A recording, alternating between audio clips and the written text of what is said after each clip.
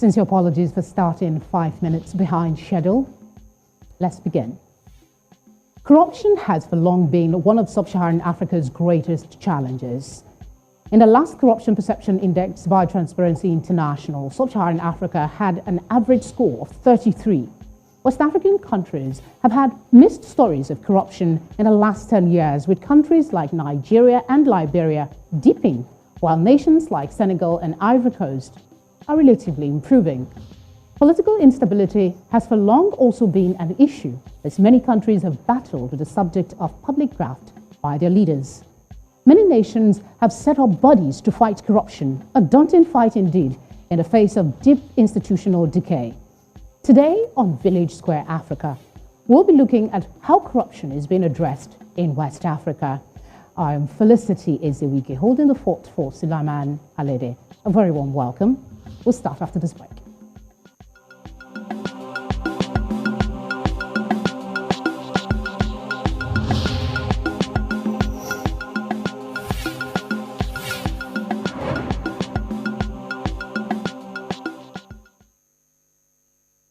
West African nations are battling against the institutionalization of corruption. Perennial elections see politicians campaign to wipe corruption out of the polity, but they soon become agents of what they preach against. Nigeria is in the last Transparency International Corruption Perception Index, scored 24 points, its lowest ever. Mali and Liberia scored 29 points each, and many more are dealing with serious corruption problems. Organizations like the National Anti-Corruption Institutions in West Africa, NACIWA, have seen the different anti-corruption bodies come together to find an end to the scourge, but the problem is hardly beaten. In the discourse around corruption, not much attention seems to be paid to nations whose efforts are showing real progress. Senegal and Ivory Coast have sustained their fight against corruption and have enjoyed a stable economy for some time. Who should drive this fight against corruption? Is it the people who are victims of this problem, or the government where it's being driven? What are the roles of the agencies and the civil societies of West African nations in this important discourse? For this conversation, I have as guests two gentlemen, Dr. Tunji Oguyemi, Senior Lecturer in Economic History at the Obafemi Awolowo University, Ile-Ife, Nigeria. We also have Francis Ben Kaifala, the Commissioner, Anti-Corruption Commission of the Republic of Sierra Leone. Welcome to VSA, gentlemen. Thank you. I'll start with you, Mr. Kaifala. Thank you. From the government to the people, corruption seems to be trickling down, really. It's like it's becoming a general thing. How did it become so bad? What fuels this trajectory? I mean, at some point we're talking about the government. Now we're talking about the people. I think two things are primarily responsible for the level of corruption. Firstly, our culture transitioning from colonialism to Western democratic kind of government in the various countries. The cultures that we had, the idea of corruption that we have now, particularly for leadership, is almost foreign. So the idea of public sector corruption, for example, in my country, in Sierra Leone, the paramount chief owns the land, the property, the people, and the women. So he can do whatever he wants to do with it. So even bringing the idea of corruption to that institution is something which we had to grapple with. So leadership came from this kind of system, and that leadership felt like it had to benefit the same way as chiefs used to benefit in pre-colonial days. They own the resources, they own the people, they own the land. They can do whatever they want to do with it. That culture of leadership having a right to take and live a life that even though the rest of the population may be in poverty, is the primary reason why we have been battling with corruption generally in Africa. Secondly, and most importantly, Also, there has always been a culture of impunity. For example, in my country, there used to be a president who used to say, Shaka Stevens, he was the longest serving president ever, and he used to say, where you tie a cow, that is where it will eat. Where you tie a cow, that is where it will eat. So it's basically giving a free-for-all right for people in offices to be able to benefit, whether improperly or properly, from the resources of the country. So impunity drives the level of corruption that has been there. And of course, institutions that fight corruption are more recent. The most recent, I mean, they are the production of the late 90s and the early 2000s coming up to the 2020s. So you can see why Africa is really late to deal with this idea of corruption, but also historically, it is even more foreign than we think. I want to put some question to Dr. Ogunyemi. He's talked about the institutional part of it. I want you to speak on, the people are now seeming to be part of this corruption that we're talking about. How did we get to this point? Do you have something to add to what he has said?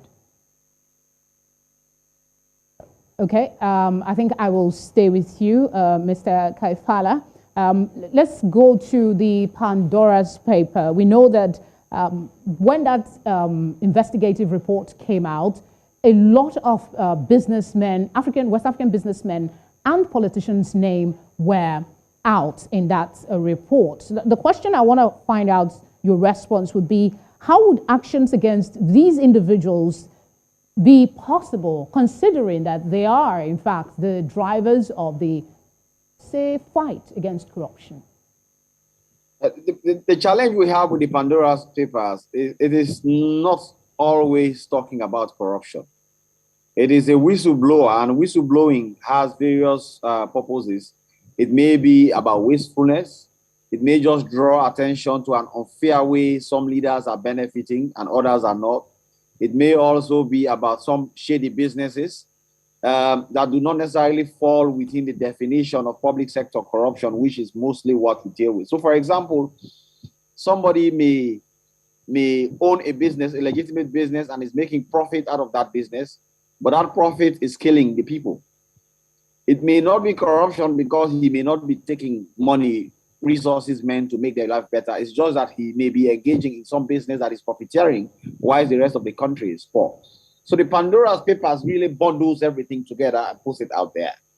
Just like the Panama papers and other papers, and names are dropped here and there.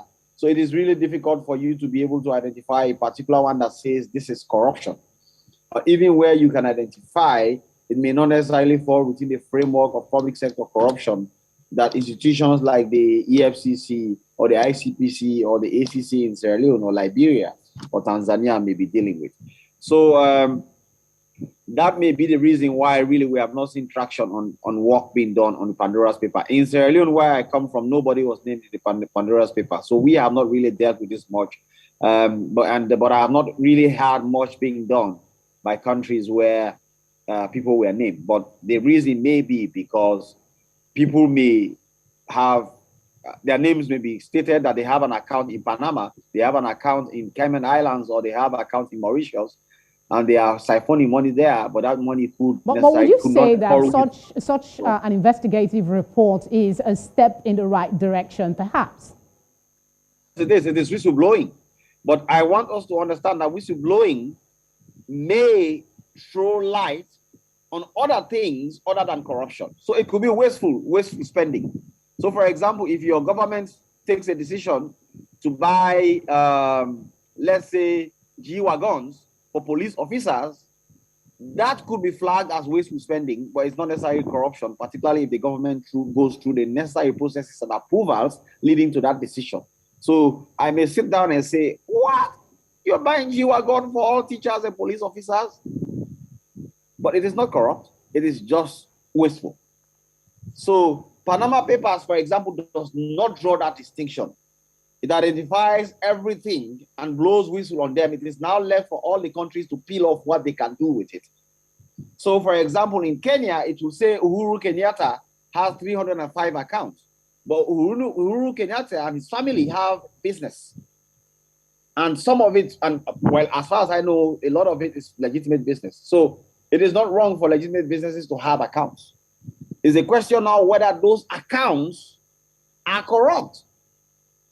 Are they, for example, engaging in conflict of interest to make money to send there? So these are the kinds of questions that institutions have to deal with. But it is actually the right thing to do. Whistleblowing of any kind is good for public sector, for development, and it helps in the governance system because leaders have to look over their shoulders because they know that people are watching. I guess we should welcome back Dr. Tunji Ogunyemi. The network took him off for a bit. Good to see you again. Let's flip to the beginning of this conversation so we can actually get your perspective on where we are when it comes to the corruption fight in West Africa. I was trying to get that from you before the network took you off. Corruption is actually the Achilles heel of Africa's development enterprise. And there is no part of West Africa that is free from that Achilles heels. Actually, none. 16 countries in West Africa, yes. Is there anyone where corruption is not a major issue, a major clog in the wheel of progress? Absolutely none. Absolutely none. The problem is that we actually need to conceptualize corruption more than the presence of taking or self-enrichment by way of taking directly public resources for personal gains. Corruption is actually devaluing the due process. If you devalue the due process, even though you have not materially enriched yourself with public funds, you are corrupt. For example, corruption in the judiciary. By deliberately taking steps in the judicial process, especially in the administration of criminal justice, such that the laws and the procedures of a country is ridiculed, is not followed, is corruption. In fact, corruption is the devaluation of the due process of doing anything at all. So if we go by, say, a narrow definition of corruption in terms of material enrichment, it will apply to every part of West Africa. And there is no country out of the 16 that are there that is free of this menace. Okay, let's see if we can beam some positive lights here. The Corruption Perception Index has seen some West African countries rise. I mean, they're not down below as they used to be. Which of them would you say is doing quite well? Staying with you, Dr. Ogunyemi. It may be the perspective about which is doing well in the trajectory of evil may be very difficult to give. But corruption is actually evil. It's evil because it devalues the system, it devalues the process, it ridicules the value system, and it enriches the few and then impoverishes the majority. So if we begin to allocate maybe pass mark in the trajectory of what is evil and say this one is less evil than the other, that may be very difficult. But in terms of general survey, evidence has shown that since Yahya Jammeh, for example, left the Gambia, the country has become less corrupt. And we can also say for sure that corruption tends to be reducing significantly, or not significantly, but reducing in Senegal. And it is not that very terrible in countries like Sierra Leone and La Côte d'Ivoire. Fair enough, fair enough. I was thinking you were going to say nothing, absolutely nothing is happening. I want to ask you the same question, Mr. Kaifala. Do you think that there are countries in West Africa that are making quite an effort from the data we have from the Perception Index? Oh, yes, indeed. I am sitting in one right now. Afrobarometer in 2015 survey showed that Sierra Leone was 70%, corruption prevalence was 70%. Since I became commissioner in 2018, we've taken consensual steps to reduce that. And the survey that came out in 2020 confirmed that corruption prevalence has reduced from 70% to 40%. Also, MCC Control of Corruption Scorecard, Sierra Leone was failing at 49% in 2018. In 4 years, we moved to 71%. We then moved to 79%. We moved to 73%. And today, to 83%, 81%. Today, we are sitting at 83%. Also, in Transparency International Corruption Perception Index, Sierra Leone has moved 15 places in the last 3 years alone. In 2019 alone, we jumped 10 places in one go. And we have been above the sub-Saharan average since. So speaking for myself, I can confirm that a lot is being done in Sierra Leone. And he rightly said that, yes, there is some movement in that direction. But there are other countries, like he rightly also mentioned, Senegal is one of them, where you can see that they keep doing consistently well. I do not know about Ivory Coast, because Ivory Coast has been declining in recent times. Ghana has been declining in recent times. Nigeria has been seriously declining in recent times. But also we have to understand this. These perception surveys are not always the best ways to determine whether there is effort against corruption in a particular country. Because as we know, perceptions differ. And people, it depends on how the people are. In a country where people are almost hungry all the time, if you ask them what is happening, they will always blame corruption for it. Even I was really hoping you were going to say that. And just to, yes, I was hoping you were going to say that, because when we talk about this corruption index, many governments tend to, put it as the clear indication that all is going pretty well. So in concrete terms then, if we're not to go with only the perception, what would you say, let's start with your country, is doing differently that others can maybe copy something to start off there? I think African countries have to invest in prevention. The English say an ounce of prevention is better than tons of remedy. I think we do not invest much in prevention. Most of the countries, particularly English-speaking Africa, we like to focus on enforcement. It's a fire brigade kind of fighting corruption, where you bring the ambulances when the house is already on fire. Prevention is better than cure, so you deploy your fire extinguishers in every corner. You make sure that you remove the opportunities for corruption. You reduce monopoly of decision-making in the public sector. You also make sure that you reduce the incentives for corruption, and you also remove opportunities for corruption. So really, where the countries that are doing very well, not really because they are enforcing. Nigeria is enforcing more than any other country in Africa that I know. Nigeria, when it comes to enforcement, Nigeria is the best example of enforcement. The EFCC is doing great at enforcement. But yet, in the MCC corruption scorecard, Nigeria scored 0. Nigeria, like most other African countries, including my country, we have to continue investing in prevention measures. And that is where we are lacking. But also, public education is very important. There are certain countries where the anti-graft institutions don't engage the public much. They are most times just holding back. They don't really believe, like any police institution, they think that their job is like the police officer. It is not.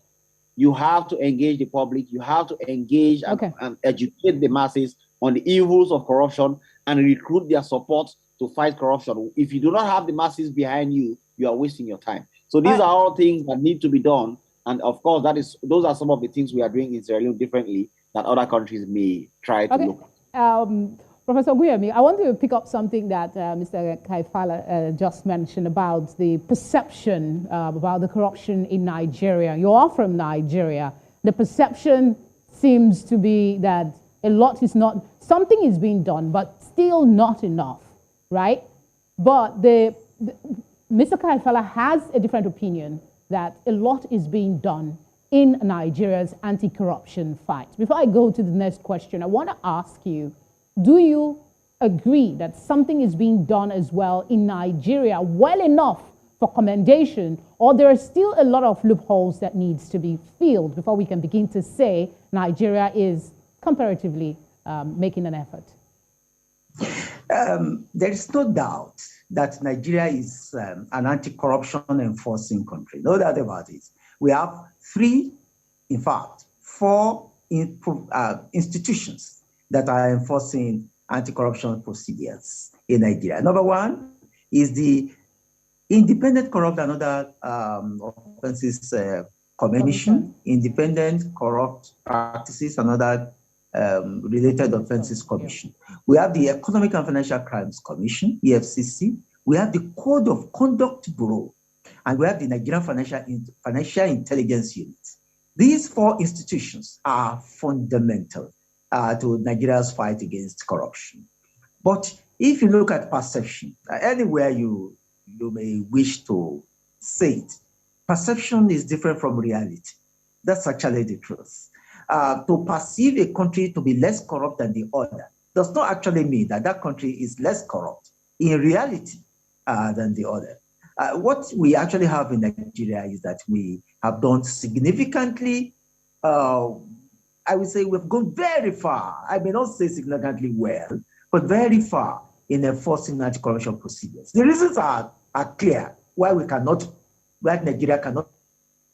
I think we've lost Mr. Ogunyemi again. Hopefully we can get him back. But I just realized time is running very much. So I'll just go to you, Mr. Kaifala. In a previous program, I did ask you about the independence of anti-corruption bodies. I want to ask you that now to speak a little, maybe for about 40 seconds if you can. Should anti-corruption bodies be independent or depend on government intervention, especially where there are accusations in some parts of the sub-region that governments use these bodies as a witch hunt for political opponents?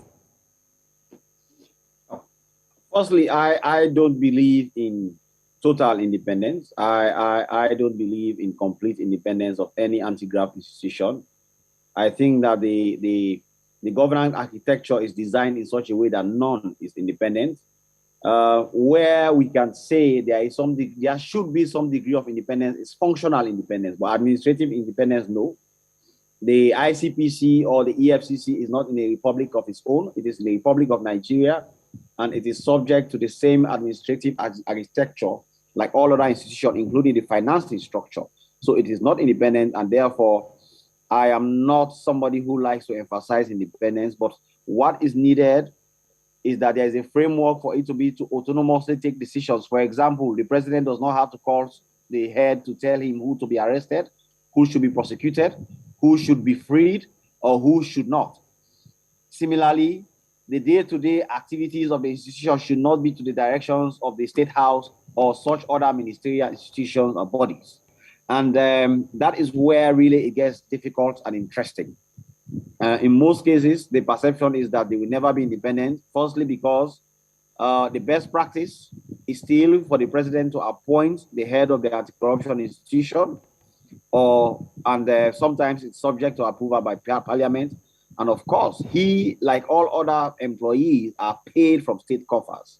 Okay. Therefore, I believe they should be independent, or rather, I would rather use the word autonomous, in that they can do their day-to-day activities without the interference of the state or institutions of the state or persons. But I don't think that they are completely outside of the state apparatus. I think that the decision-making and other activities may influence what they do from day to day. All right, we need to go on a break. But before we do that, I want to ask Dr. Ogunyemi quickly. There is something that was written by the current DG of the World Trade Organization, that's Ngozi Okonjo-Iweala, back in 2019. She said she believes that it is indeed possible to fight corruption successfully with the right knowledge, patience, and commitment to transparency. There are two things there that sticks out for me: commitment and transparency. Do you share similar optimism? If yes, why? If no as well, why? Dr. Ogunyemi, are you with us?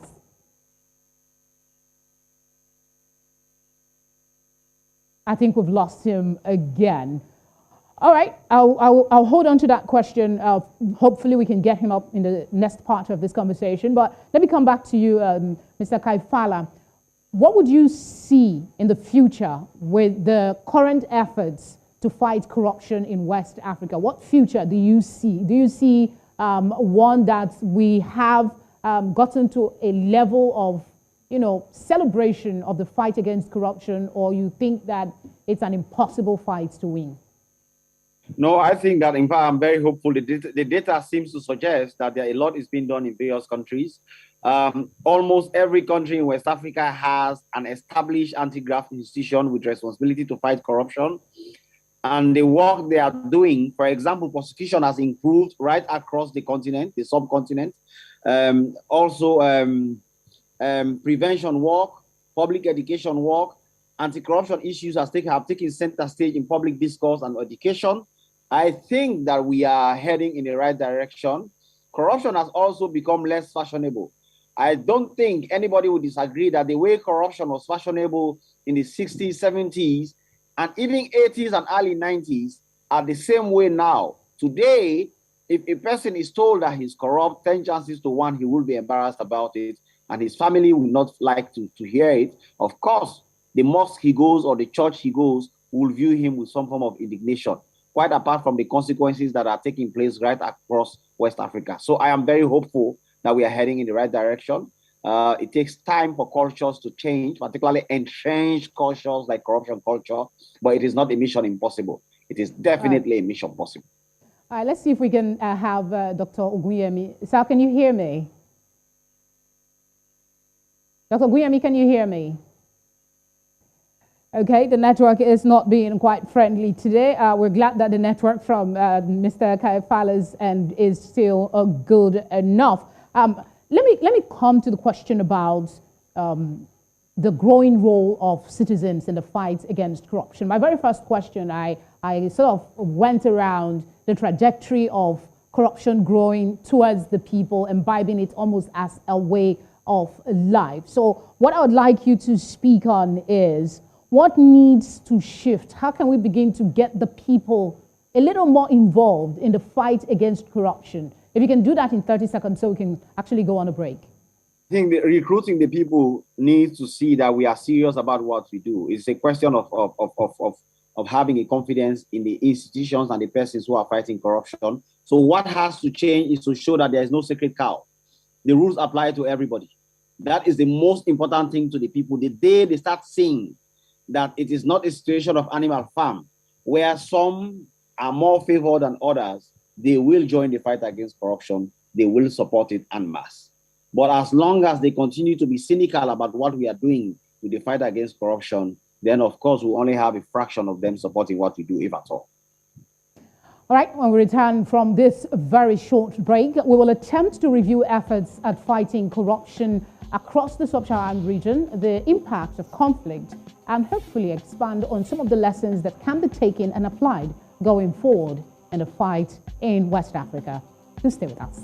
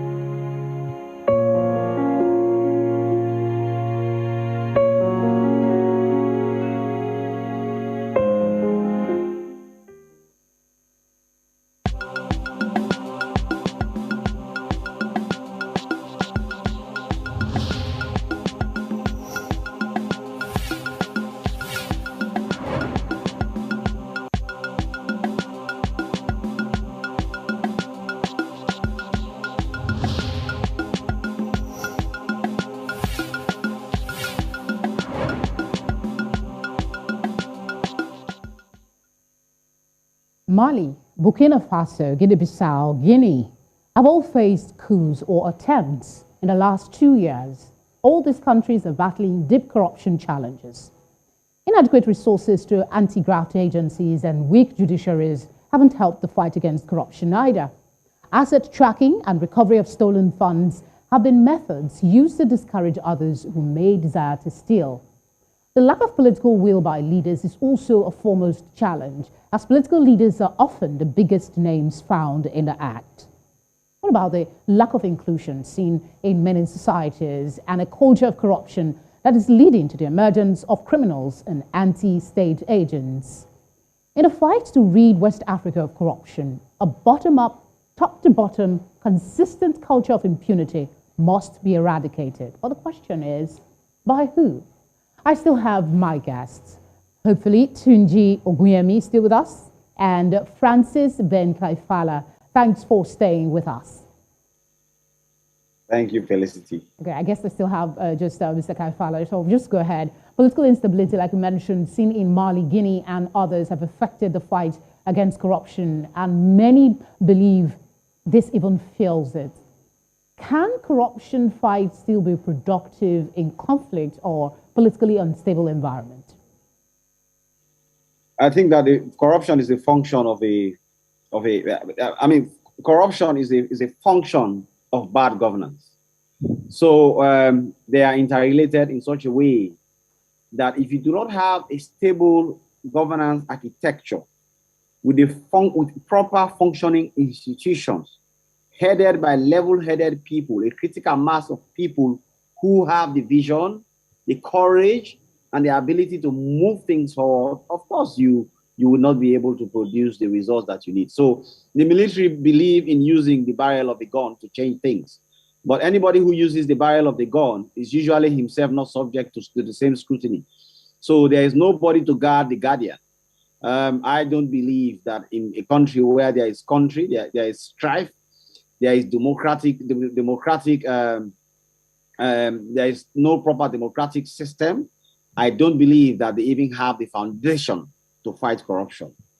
I think that for a country to succeed in the fight against corruption, certain benchmarks have to be there.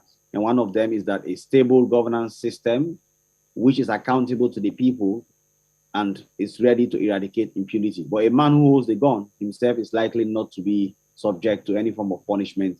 So it is the man who is subject to impunity that is basically, so it is ruled by the gun and is ruled by the law. It is not rule of law. And for corruption to be fought, there has to be rule of law, not ruled by law. Let's look at the other part of the region, actually. Earlier, I asked you what countries in West Africa you feel are doing somewhat well in the fight against corruption. And you mentioned your country, Senegal, and Dr. Guyam, you also mentioned some. Now I want to ask you, what has been done in other parts of the world that you think can be adopted in West Africa in a fight against corruption? What examples can you pick from other parts of the world that has worked that we can apply in the sub-region? Look at best practices even in Africa. You have to look at countries like Rwanda. You have to look at countries like Mauritius, Seychelles. You have to look at Cape Verde. Those are the leaders, not even the ones that we have called earlier. The ones that we have called earlier are merely doing a lot to come up. But the ones who are already up there are the ones that I have called. Okay. Now, in the world itself, of course, we have other advanced democracies where a lot is being done to fight corruption. The Scandinavian countries, for example, are one of the most stable places in the world, and they are less corrupt than most other parts of the world. And one thing they are doing very well is prevention. I have told you, without prevention, we are wasting our time. And prevention is not cheap. Governments have to be ready to invest in prevention. Those machines you see when you go to the airports, those machines you see when you go in other countries where payments are made, when you reduce a country's payment system from cash-based to cashless system, where you don't have much interaction between people and money, cash money, you would have reduced corruption by over 50%. But where payments are still manual, where somebody has to stand and pay to a cashier who has to count and put in his pocket, where people have monopoly over decision-making, and you don't have it diversified in such a way that one person cannot have an overall control over everything, of course, you will be able to see that reducing corruption in those countries will be difficult. So those countries, for example, Georgia, reduce corruption by investing in prevention. We in Africa don't like investing in prevention. In my country, I have been saying this for years. Prevention, prevention, prevention. Spend money on prevention. Make sure that receipt systems are made. There are softwares, there are machines, there are systems that are there. They are not cheap, but when you put them in place, you make more. They are not willing. We like to build bridges. We like to build roads. We like to do things, but sometimes the money to do those things are not there because somebody is stealing them somewhere. Therefore, I can say this any day to Africa. The day we take investment in prevention seriously, that will be the day any country will be ready to fight corruption in that country. Because prevention sets systems that leaves audit trails. So even catching somebody who steals is easier because there will be audit trails. There will be banking systems. You can track payments. You can go after them easily. And of course, impunity will be reduced because it is easy to know who did what, when, why. But today, we are here talking about fighting corruption, and we are not willing to invest in prevention, and that is where we are getting it wrong. We have to invest in prevention. Okay, aside prevention, we know that getting those who are caught in the act and punishing them appropriately will also serve as deterrents to others that, are found, that might have that mindset to do, get into a corrupt act. I would want to ask, however, where you have a system where you have plea bargains, people that are found to be corrupt going to plea bargains with government and their sentences are reduced, is that progressive in the fight against corruption, or that takes us back a mile? No, it doesn't really take us back a mile. I mean, I mean that is one of the things, because Africa, for some reason, we believe too much in the judiciary. We believe that all roads to lead to courts, and the courts should punish. But sometimes that has not, not even sometimes, that has not really worked well for us. The judiciary is a problem. Some countries are better than others, but more generally, we can't say that we are all facing challenges with the judiciary. Therefore, I am one person who does not believe that all roads should lead to the courts. There have to be systems that can redress issues without necessarily having to go to court. And that is where things like settlement come in. For example, in Sierra Leone, the anti-graft agency had been in existence for 18 years before I became commissioner. All the recoveries they had done in those years combined was not more than $2 million combined for 18 years. In 2 years, what we did with settlements and recovery from the corrupt was more than $3 million.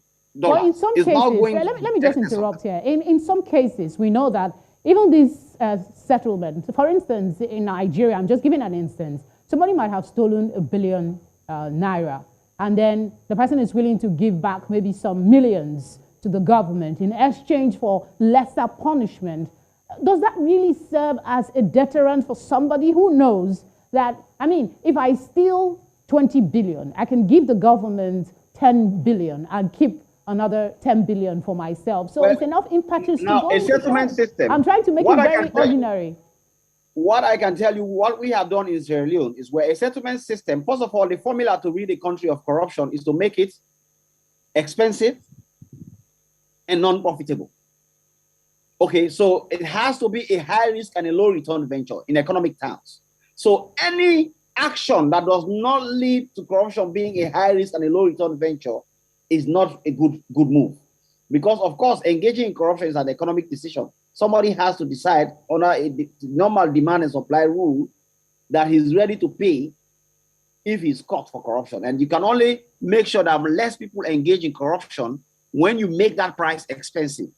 Now, in Sierra Leone, what we have done is to make sure that anybody who is found who engages in settlement for corruption has to pay back the full amount that is discovered to have been misappropriated, 1. 2, that person will not hold public office for a period not less than 3 years. It could be 15, 20, 30 years.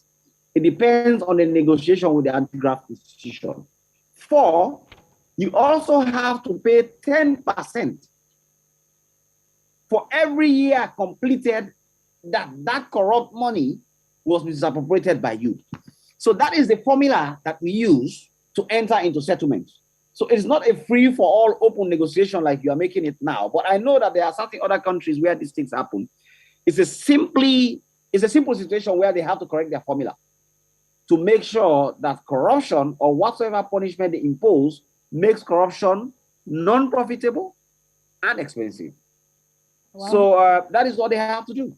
Well, let's hope we'll see that more than, these seemingly light sentences that people say is just a slap on the wrist. The status quo continues as such.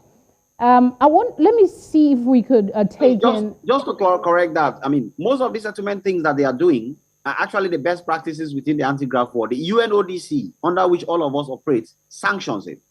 So you have to use civil processes in addition to the criminal processes. It is the courts that have to impose higher punishments when somebody has been tried and convicted. It is them to give custodial sentence. For example, in my country, we are battling with the courts ordering custodial sentence. We are telling them you have to send people to 15 years imprisonment, 20 years imprisonment, but they are not willing to do so. So these are all issues that we are battling with, and it is more, I mean, it's different from country to country, but some are more similar than others. You've mentioned the judiciary quite a number of times in the course of this conversation. I don't want to ask how they are impeding the fight against corruption. I want to ask, in your view, how can they begin to work towards restoring some faith in the credibility of the courts to help the anti-corruption fight make some real progress as against being a stumbling block? I mean, the judiciary really needs to understand that they are playing a very important role in ridding society of a serious malaise. They are ready to impose very serious punishments for murder. But corruption is killing people en masse. So they have to be ready, first of all, to take the cases seriously and to impose punishments that are reflective of the offenses that are being committed against the people of the respective countries of West Africa. And that is where we have to continue holding them accountable. In Sierra Leone, what we did was to set up a special division of the High Court, and we properly vet the judges that sit in there, and of course, hold them accountable for the decisions they make. That could help. It is difficult dealing with the judiciary because of the independence, particularly the normative independence that is guaranteed in the Constitution. They are not subject to the directive of any other person, but also they have to understand that they have a sacred role to play. And generally in Africa, the people are disappointed.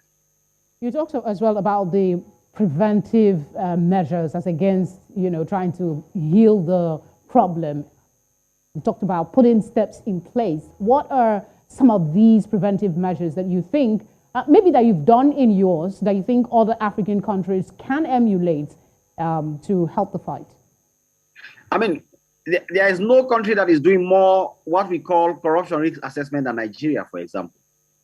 When it comes to public sector corruption risk assessment, the ICPC in Nigeria is the best example in the entire Africa.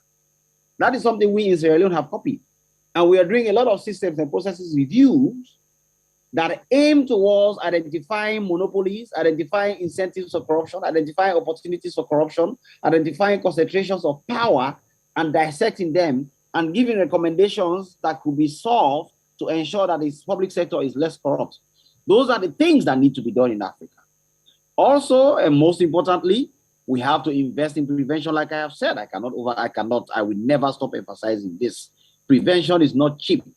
We have to buy the right system. This is the 21st century. There are softwares, there are machines, there are systems, there are expertise, which can be deployed in the system, and it will automatically reduce corruption by over 50%. If we do that, they will be fine. Lastly, and most importantly, we have to make sure we punish those who are caught well and fairly. Yes, they are entitled to fair trial. We give them fair trial. But when at the end of the day, it is found out that indeed the charges against them are upheld, they should face the music without any sacred cow. I think those are the kinds of things, because that will be the deterrent effect.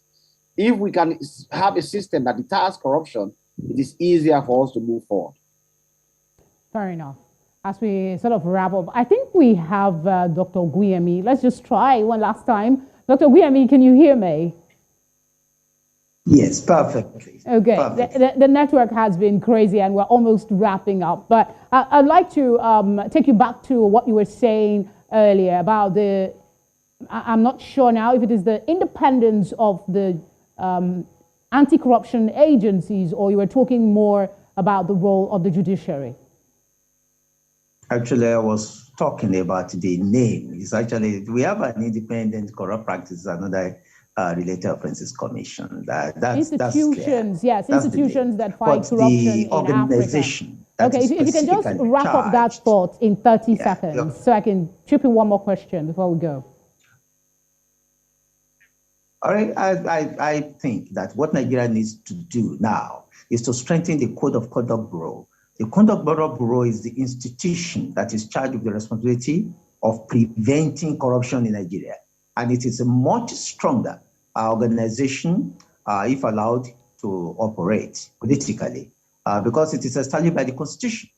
So let's strengthen the Code of Conduct Bureau and permit the director or the executive secretary of Code of Conduct Bureau to do the needful. I'm going to ask you this question and also put it to Mr. Kaifala as well, and that's the role of the media. Earlier, we talked about the role of the people. I mean, there seems to be a trajectory where people are beginning to imbibe a culture of corruption like it is a normal thing, really. It has escalated in recent years. So I want to ask, what role can the media play in this instance? Some people are a bit skeptical sitting down to watch programs like this. So in what other ways can the media encourage people to understand that whatever role they play that negatively affects the anti-corruption fight affects them personally in the long run? Means let the Nigerian media, in fact, the African media, expose corruption. By all means. Yes, we are mindful of the law against libel and slander, if you like, defamation. But with the Nigerian Freedom of Information Act, it is perfectly possible to expose corruption without any negative backlash. The truth of the matter is that the media, the truth of it is that the media is the fourth estate of the realm. And it's high time it began doing that more aggressively within the context of the African development. All right, I'll come back. I'll wrap up with you. Hopefully the network will hold. But I want to put that same question to you, Mr. Kaifala. The media, their coverage so far, what can they do better? The media that is so-called the fourth estate has power. That power has to be deployed to tackle one of the greatest malaises that is affecting countries. They need to have the courage to take issues on.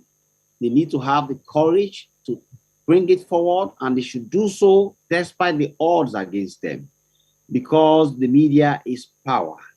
I believe that a lot is being done, but they could do more. We have a country, for example, in Sierra Leone.